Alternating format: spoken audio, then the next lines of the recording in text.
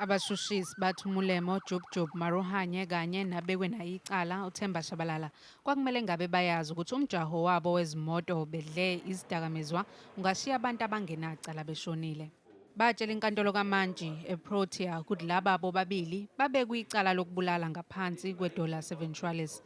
Okusho ukuthi-ke babazi ukuthi ababekwenza kungenza babulale noma bengaqondile. Ngesikhathi kuqala uqulo icala labo maruhanye kanye nowayesolwa naye baphika bama ngentaba ukuthi babedle izidakamizwa ngesikhathi sengozi baze bavuma ngesikhathi sebedlulisela isinqumo sikamehluleli phambili ukuthi babe ngaphansi kwencindezi yezidakamizwa. Lokhu yikho bekungumongo wokuphumelela kwesicelo sokubuyekezwa kwesigwebo sabo.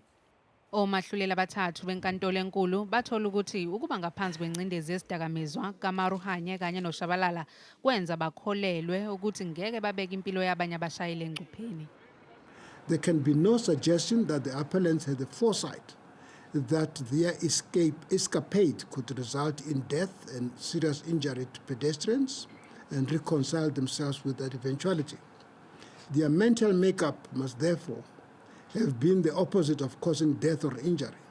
Lesinqumo size emuva kokuthi uphiko lwabashushisi lwenza inqubomgomo yokuthi angeke isabeke icala lokubulala abashayeli abadla amanzi amponjwana abashayela budedengu uma kwenzeka bedala ingozi. Kodwa-ke lolu phiko luthi kusengenzeka lusidlulisele phambili lesinqumo sakamuva.